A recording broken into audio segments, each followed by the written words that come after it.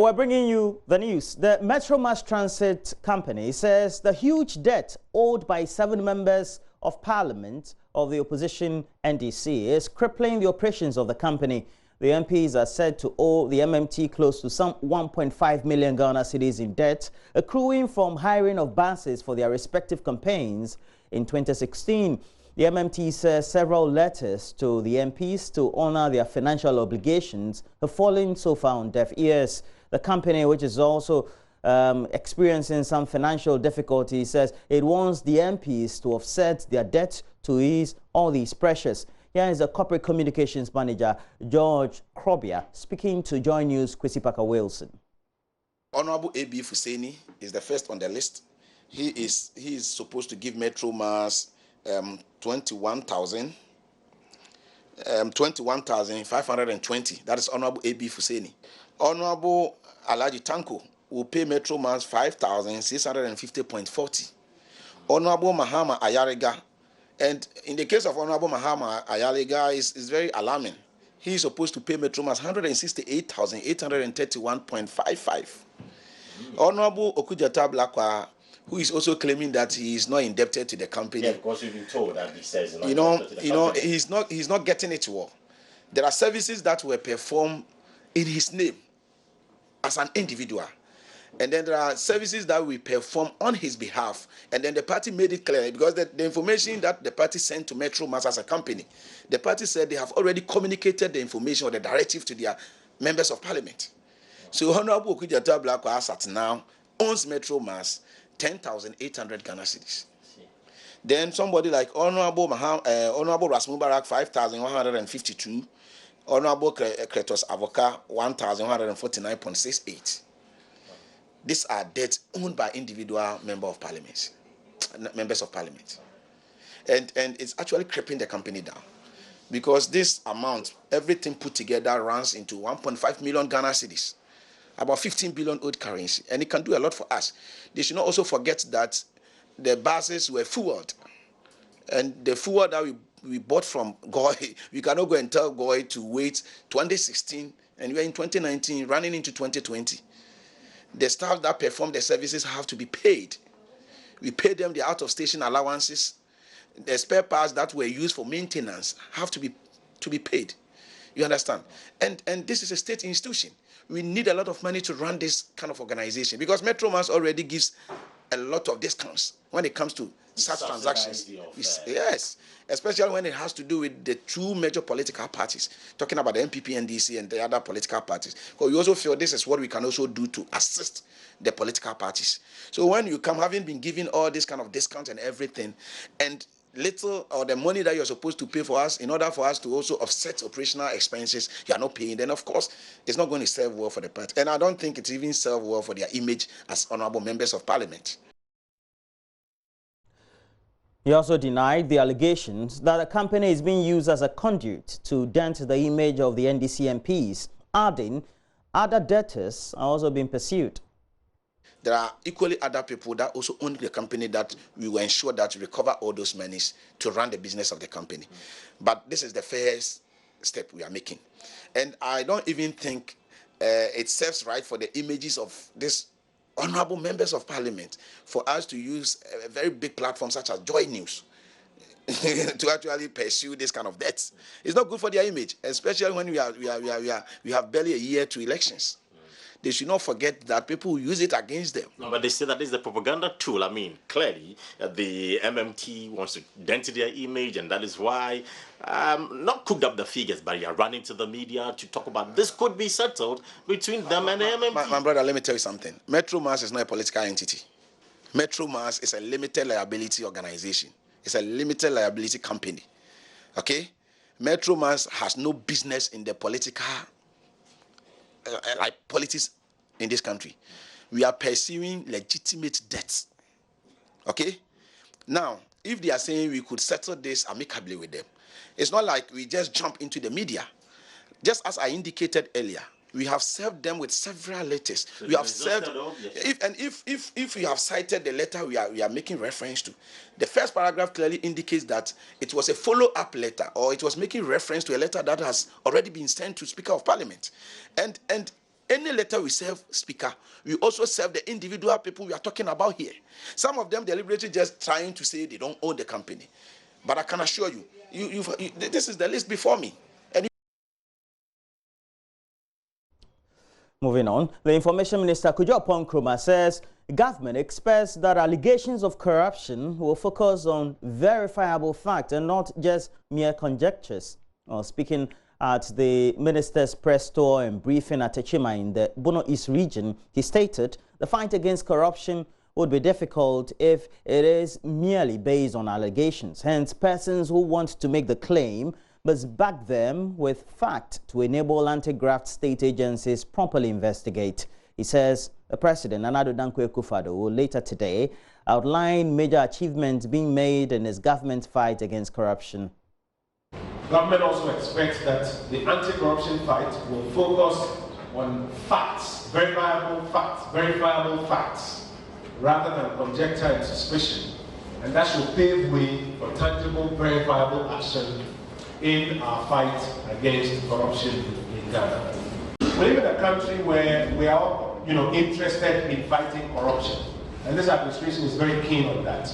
But it is difficult to fight corruption where it resorts, or when the resort is to mere allegations and speculations, because that is very easy to do. In Twi, again, we say, as has been said in times past, the name of the game is evidence. And so we have to get more into the space where corruption allegations are investigated and evidence is adduced. Persons who want to make allegations or charges of corruption back it with the necessary evidence so that the state agencies, whether it's CID, IOCO, Office of the Special Prosecutor, SHRAD, wherever, they can investigate properly, get that evidence, and then where it is established, take action in that area. And we also continue to encourage that people back it with evidence that can be validated and acted upon. Else, we will be in this perpetual exercise where we just cast allegations and aspersions against each one of us, and it becomes difficult to establish any of these and act upon them accordingly.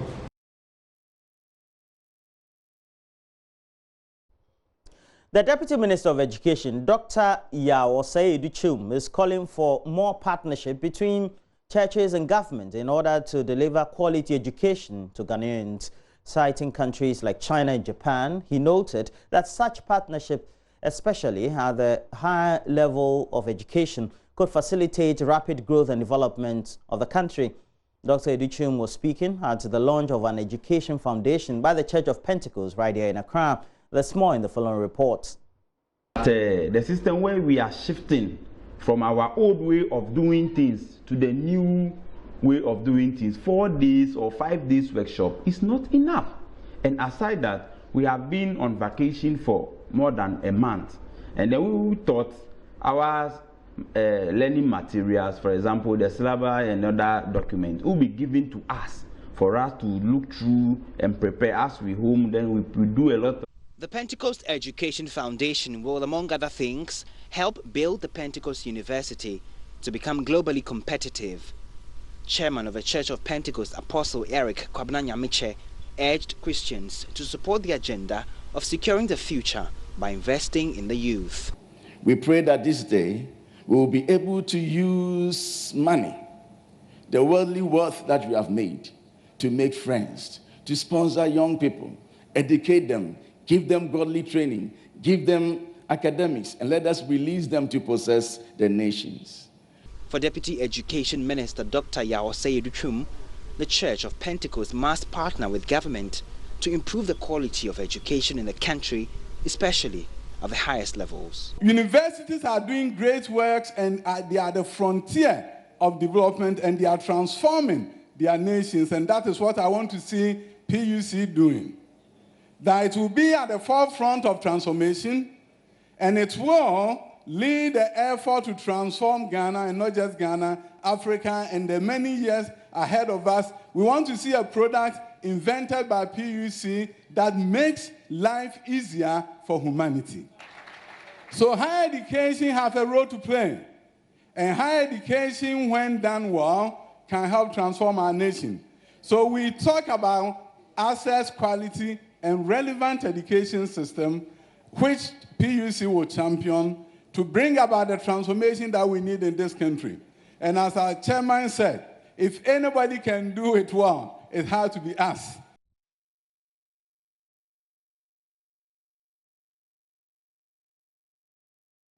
Moving on, still on education, the Volta Regional Secretariat of the Coalition of Concerned Teachers Association is calling on government to suspend the introduction of the new curriculum for the new academic year for basic schools. The association argues preparations so far have been inadequate for effective implementation of the standards-based curriculum, which focuses on strengthening the acquisition of the 4 R's, which are reading, writing, arithmetic, and creativity through it all. And though 152,000 teachers countrywide have been trained on the curriculum, learning materials are said not to be available in schools when the new academic year begins. Now, Solomon Techi is CCTA Volta Regional Chairman. The system where we are shifting from our old way of doing things to the new way of doing things, 4 days or 5 days workshop is not enough. And aside that, we have been on vacation for more than a month. And then we thought our learning materials, for example, the syllabus and other documents, will be given to us for us to look through and prepare as we home. Then we do a lot of preparation before the academic year begins. To our ultimate surprise, nothing of that was made. And as I speak to you now, no single teacher has ever seen one syllabus on the set program. And so now our concern is, how do we work? How do we work whilst we don't have the material? Look at our security state today. Do you tell a policeman that, oh, I've given you bulletproof, so you'll be on the road, your gun will come later? Does it work that way? And so we think that there's no way we can work well in the classroom if we don't have those documents. That is why we are pleading with government to, as a matter of urgency, look at this, if possible, halt the rolling on of the new curriculum so that ample time will be given to teachers to prepare very well for this exercise, because we are training human resource, and I think those involved in the human resource should be well prepared enough to do. If the postponement won't work or won't be possible, the reopening date, which is 10th day of September 2019, should be changed to a later date, because the 5-day curriculum training is not enough to predict the success of this policy. Members of Coalition of Concerned Teachers in Ghana, especially Volta region, will advise ourselves if our plea is not adhered to by 10th September. Now we have to the news, but before we go, the National Disaster Management Organization and the police, they've begun investigations to unravel the cause of fire that gutted some shops at Abosokai, a spare parts hub right here in Accra on Sunday evening. An initial assessment by officials of the agency faulted the burning of refuse using worn-out tires close to some of the burnt shops as the cause of the outbreak. The extent of damage is yet to be assessed, but some shop owners who spoke to JoyNews for Sinasafo say they have so far lost ties worth hundreds of thousands of Ghana cedis. I'm told the fire started at around 4:30. They tried placing a call to the fire service, but unfortunately they did not pick. Finally, the fire service individuals came here some minutes past 5. Now, since then, they've been trying to douse the flames. Now, over here, they sell tires as well as spare parts. So spare part dealers, they have their shops inside. Now, the police is preventing us from going inside to give you a view of what's going on here. But outside here, residents are standing around looking on as they try to comprehend what is going on here. We have the fire service here with 2 trucks. They are here. I'm told one came initially to try and douse the fire, but as a result of water, the water finished, so they had to go back to the office to get more water, and then they are back. Now, we can see that there's a little bit of a traffic around the area as a result of the fire. Vehicles are trying to make way, but unfortunately, traffic is piling up from the Kanesha route downwards all the way to Circle. Now, we can see the police is here. They are present, trying to bring some sanity. They have refused to speak to us, but they have cordoned off the area, and they're trying to ensure that the area is safe. Now, when we came here initially, we could smell tires burning, and the stench was so heavy. We can see that the fire service is trying to go back in. We're trying to go in, but unfortunately, they are preventing us. We'll still give you updates on that. Meanwhile, we've been speaking to some residents. I was withdrawing money and I saw the fire. But according to some ladies, they said someone was burning rubbish and then they put tie on it. That started the fire. But as time goes on, it was burning more. And I tried calling the fire service, but it was not going through. It burned for 20 minutes before the fire service came in, and they are still struggling. Nothing. So far, has anybody been injured? Are there people in? No, no. Explain to us what happened. We actually don't know. We just saw that people were calling us, it's burning. And when we came, the fire was very serious. So we had to call fire service. And we were asking for reinforcement so that the fire will come down. In fact, they came and since this time, we could see that they are doing it back. So you see the fire is so burning because of the tires. Let's get an understanding of what's happening here. First of all, your full name and your designation. All right, thank you. And my name is Kelly Degbo, and I'm in charge of ICT and also in charge of our emergency operations center. Frankly, I was driving by and I saw a very thick smoke, so I called our response team. And I drove here myself, only to meet a fire team. Upon my interaction with them, I realized there was fire coming out from a tire shop very close to the Total filling station.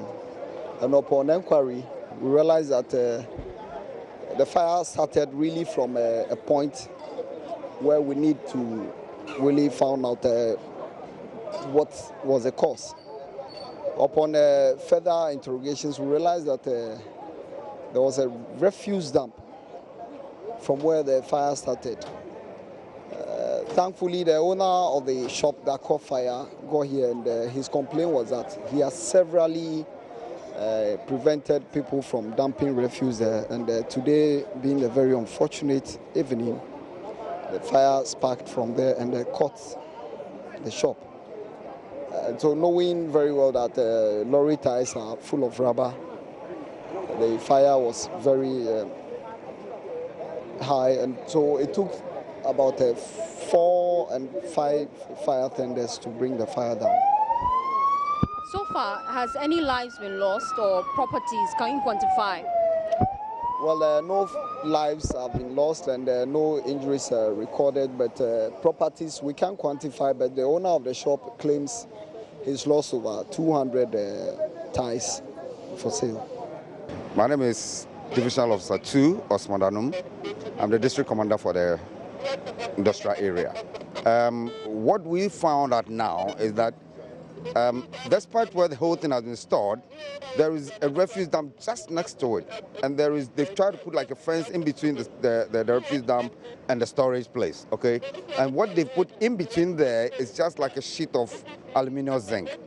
So all this happened through heat transfer, I mean, which we will probably say like through radiation.